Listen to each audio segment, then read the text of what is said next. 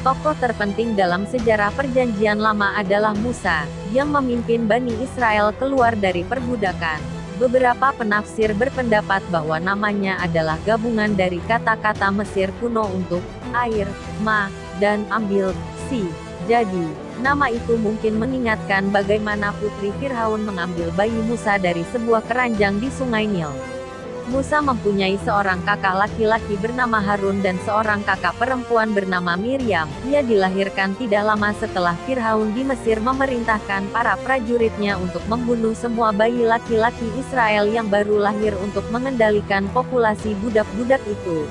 Ibu Musa membuat sebuah keranjang dari pandan, membaringkan Musa di dalamnya, dan menaruhnya di Sungai Nil di bawah penjagaan kakak perempuannya. Ketika putri Fir'aun menemukan bayi itu, dia mengangkatnya menjadi anak dalam keluarga raja. Ketika Musa menjadi pemuda, ia membunuh seorang mandor budak belian dalam ledakan kemarahan yang tiba-tiba. Ia melarikan diri ke tanah Midian yang tidak datar, di mana ia menikahi Zipora, anak perempuan seorang imam. Mereka mempunyai dua orang anak laki-laki, Gersom dan Eliezer.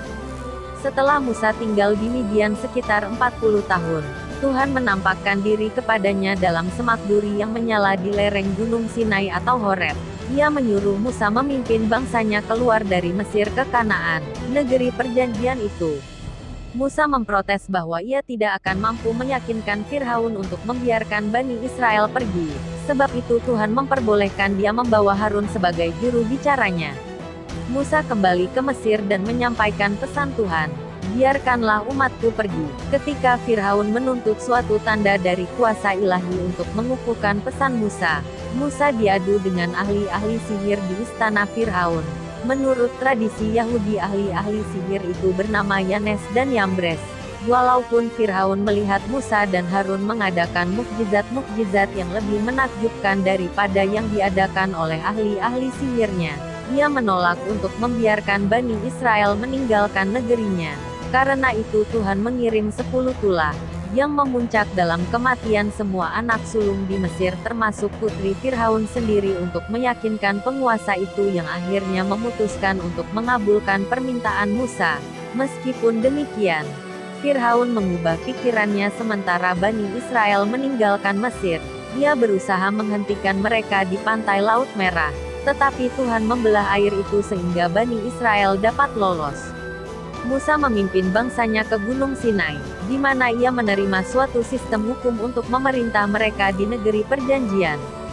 Tuhan meringkaskan undang-undang ini dalam 10 hukum yang diukirnya pada loh batu yang dibawa kembali oleh Musa ke perkemahan Israel. Musa mendapati bangsanya sudah berpaling pada penyembahan berhala dan dengan marah ia membanting loh-loh itu ke tanah, yang melambangkan pelanggaran perjanjian oleh umat itu. Setelah mereka bertobat dari dosa mereka, Musa kembali ke gunung dan sekali lagi menerima 10 hukum itu. Selama 40 tahun Bani Israel mengembara di padang belantara di antara Sinai dan Kanaan. Selama waktu ini, Musa dan Harun menjadi baik penguasa maupun pemimpin agama mereka. Tuhan melarang Musa masuk negeri perjanjian sebab ia tidak mematuhi Tuhan di Meriba, di mana ia memukul batu karang dengan tongkatnya untuk mendapatkan air. Akan tetapi, Tuhan memperbolehkan Musa melihat negeri perjanjian itu dari puncak Gunung Nebo. Setelah itu Musa meninggal.